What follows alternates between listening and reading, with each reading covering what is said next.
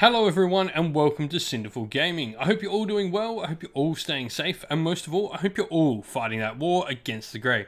Today's video is going to be something a little bit fun. So recently, someone in my local area was talking about running a Warhammer Fantasy event. Yeah, that's right, Warhammer Fantasy. And, well, yesterday it went up and I straight away grabbed a ticket.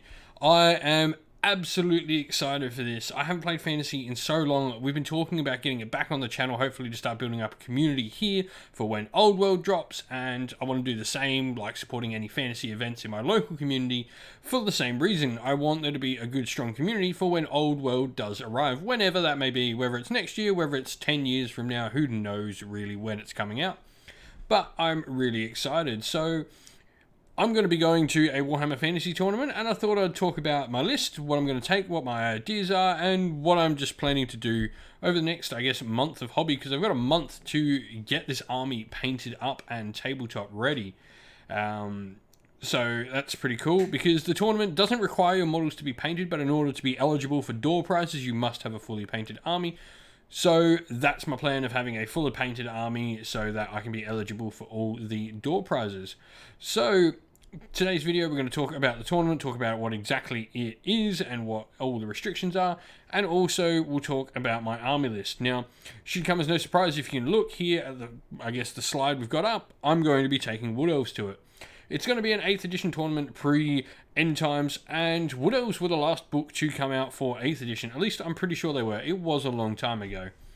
But you never really got a good run out with Wood Elves. I never really got to try all the different units, so a lot of my thought into this is I want to put units on the table that probably never actually saw the light of day in 8th, and never really saw the light of day in many different editions of the game, just because the units maybe weren't the best, but I want to try and make a list. And I also want to bring back some of my old favourites in the list, and you'll see all that when we look through the list. A big thing for me was I was very much more an Azrai player than having a lot of, I guess, the Forest Spirits as part of my army. I enjoyed having the Archers and the Eternal Guard, and that'll certainly be reflected in my list, as you'll see. But with this, we hope to start a ton of Warhammer Fantasy content on the channel. I've got 3 armies that are up and ready. They just need to be painted, and that is my Wood Elves. I've got an Empire army, all knights with some artillery, and then I've also got a Dwarf army as well. I've got small forces of both Dark Elves and Skaven to add to the Warhammer Fantasy roster for the channel as well. We're getting there. It'll just take a bit of time, but hopefully over next year you'll see a ton more Warhammer Fantasy content. And so this is going to be the big kicker to really get it all started. So with that said, yeah, like I said, I didn't really get a good run out. I want to use units I haven't used. I want to use units that I need to paint up, which is most of it I didn't really paint an awful lot back in Warhammer Fantasy days. So let's get cracking on. Let's talk about the tournament, and then we'll show my list at the end and talk about that. And so here we have the tournament basics. So it's going to be a 2,000 point event. I will say this is smaller than I was used to playing at the end of Fantasy. A lot of my friend group, we usually played 2,500, 2,500 points at the end of Fantasy. I thought that was my more preferred points limit. You got more stuff on the table. Though maybe that is an issue with Fantasy in itself, but regardless, 2,000 points is plenty with Fantasy. I managed to fit a ton of stuff I wanted to in my list and some of my old favourites in there, along with some units I never really got to use much. And so we're going to be playing 3 rounds, which are each going to be 3 hours long. I think that should be plenty of time for a Warhammer Fantasy event. I'll probably get some practice games, and we may even record the practice games up for you all to view on the channel. They may not be painted fully, but we'll get them up. If you want us to post those games, even if they're not entirely painted while we're working on our armies for the channel, let us know. We'll get them up. And then we'll be playing 8th edition pre-end time rules. So pretty cool. I'll be using the 8th edition Wood Elf book for this. I am really excited to see how this all can go. The missions, we've been told, are going to have a narrative theme. This is supposed to be like a friendly event, and I'm completely treating it as such. I've not gone for any, horrible builds in my list. More just some fun. And then we've gone with some house rules at the event. So a big one to make this a little bit more friendly is no single unit can cost more than 375 points. However, this doesn't stop characters joining the unit during deployment to thus take it over those points. But this does stop, massive Death Stars becoming a thing in 100, 500, 600 point units that are just immovable. Bretonnian Men at Arms will be going to Weapon Skill 3. It's a fine change. It just allows them to actually be able to do something. And then Miscasted Irresistible Force of the Dreaded 13th spell results in the caster being turned into a rat and slain. I mean, that Dreaded 13th spell can be absolutely horrendous. Really don't mind that. It was horrible. I used to remember just throwing so many dice at it because I just didn't care with Skaven Wizards if I miscast, because you had a ward save and you generally palmed it off. It was generally pretty easy to not die from miscast with a Skaven Wizard. And then, as mentioned, armies don't need to be painted. However, if you wish to be eligible for door prizes, you must have your army fully painted. So hence why I'm going to get my army painted. So with that said, let's go check out my army list. And so here's my army list. So it comes to 1,998 points out of the 2,000. And for Lords, we've got a Spellweaver. Now, I've not put on the laws that I'm going to be using it. I'm really not sure. I need to get some games in. Hopefully I can, over the course of the month, get some games and figure out exactly what set of magic laws I want to take for the army. But either way, I've got a level 4 Spellweaver, whose enchanted item is going to be the Acorn of Ages, because I want to cause all the problems for everyone with a nice rank and flank units. I want to throw forests across the table so that you can't rank your units up properly, because they're going to be annoying.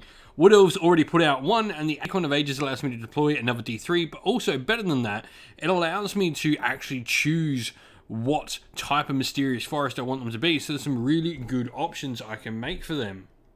And so the different types of forests I can make out of these, first of all, you can make Abyssal Forest, so units with the majority of their models in it cause fear. I can do Blood Forest, which whenever a spell is successfully cast by or at a model in a Blood Forest, all units wholly or partially within the forest take D6 strength for hits. And also the Blood Forest get up and move, which is pretty cool, so I can do like movable forests all around the table. Fungus Forest gives any of units in it subject to stupidity, because it'd be really great at like blocking my opponent in. I've got Venom Thickets, where any model in Venom Thicket has the poison attacks. However, if they move through it, they have to take dangerous terrain tests. You've also got the Wildwood as well, where roll for any unit at least partially within a Wildwood at the end of the movement phase. On a 4+, they take D6 strength for hits. So you've got a few different cool options you can do around there as well, which is nice to just sort of really play around with this and really, I guess, mess up everyone's rank and flank game with a bunch of forests in the middle of the table. That is the aim there. Hero-wise, we've got a Glade Captain, going to be a Battle Standard Bearer, going to have a shield, and then going to be taking the Hail of Doom arrow. This is a really cool artifact. It does 3d6 shots once per game, strength 4 armor piercing, so -2 to armor saves when you do it. This could be a really powerful thing. I've used this in some games where I've seen like it take off almost entire units off the table, where it's rolled at 18 and then, you know, it's strength 4 versus toughness 3. It can do quite a decent amount of damage out of this one use item. And then we've got two Spell Singers, one with the Dispel Scroll. Both are level 2. Once again, haven't picked the laws yet. I want to play through it and see what I like. And then the other one's going to have Kalingor's Stave. Kalingor's Stave is a really interesting item. I really enjoy using it for my Wood Elves. So, Kalingor's Staves, the bearer generates one that's spelled in normal, but knows the Tree Singing spell below. Tree Singing is an augment spell that targets a single forest with an 18 into the caster. If there are no units within that forest, immediately move it D6+1. Forest cannot move within 1 inch of other terrain features. If there is at least one unit, friendly or enemy, within the forest does not move it. Instead, choose a single enemy unit that's at least partially within the forest. The unit immediately takes 2d6 strength for hits. The wizard can choose to instead have this spell target all forests within 12, but if he does, the casting value of the spell is increased to 16. So, once again, like, this combines really well with taking the Acorn of Ages, just really sort of putting down that forest damaging. You know, you could combine this with Tree Singing here, do the big version on a 16 to all forests around you, and potentially, you know, if they're all blood forests, they're going to do more hits, which is fantastic. Just be a really useful sort of combination I like. For core units, we've got 23 Eternal Guard with shields and full command. This is going to be the big sort of bunker for the army, really where my power is going to be coming out of. And I've got 2 units of Glade Guard, both with Hagbane Tips. Hagbane Tips give me poison attacks. These are 6s to hit, do an automatic wound, which is really solid, especially against some really super tough opponents. He's going to be great at like potentially whittling down either small units or getting rid of things like war machines. And then we've got special units, 3 Treekin, 10 War Dancers, because I've never used War Dancers in 8th edition, and 3 Warhawk Riders for our special units, just giving us some cool different pieces. 3 Treekin is extremely solid for 3 models. War Dancers and Warhawk Riders give us some really versatile units to sort of play around the table with. And we've got 10 Way Watchers rounding out the army, which is going to be a great sort of shooting unit that can really help take out a bunch of threats. They can deploy really far up the board and just to start throwing some shooting attacks at our opponent from the get-go. Once again, this just combines really well with the fact we've got all those forests around for them to hide in at the start of the game. You put your Way Watchers in forest, and if you've made them venom thickets, you can have poisoned attacks on them, so you can get poisoned shots with your Way Watchers turn 1, which is pretty darn solid. This is the list. Let us know what you think. If you're still playing Warhammer Fantasy, let us know what you reckon we should go with the laws on our wizards. Love to hear from everyone, but I'm really excited to get painting up this army and get playing my Wood Elves on the table. Well, that's the end of the video. We hope you enjoyed it. If you did, please don't forget to leave a like and subscribe to the channel if you haven't already. And also, drop us a comment in the video and let us know what you enjoyed about it as well.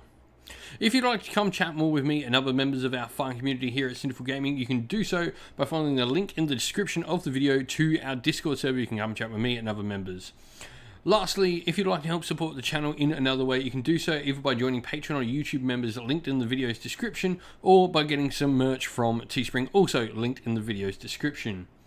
We'd like to give a shout out to everyone who helps support the channel on Patreon and YouTube members, so a special shout out to our Patreons: Christian Weir, James Soren, Chaos Spawn, AJC, Kenny Lyle, Alderon Shot First, Andrew Bowen, Nathan Fee, The Rising Ape, Cure Dynamic, Agu, Anthony B, Adina226, Anton Nielsen, JJ Austrian, and Average Wargamer. And a shout out to our YouTube members as well: Greenroots Gaming, Kenton Young, Steve T, The Real Zealot, Chris Wallace, Turai12, Vinny, Lock Lorick, The Johnny84, David Ellsworth, Revenar, and Wolfric Nick. Lastly, a special thanks to Lady Witchfox Art, who does the amazing artwork you see on the channel. Everything here is done by her. She does an amazing job, so thank you very much. And lastly, a special shout out to Xmorphic, who does all the background work on the Discord server, keeps it running smoothly, and makes it amazing, because I am terrible with computers. So thank you, Xmorphic, as well. That's it for today, though, folks. Stay safe, everyone. Stay well, and most of all, keep fighting that war against the Grey. Ciao for now.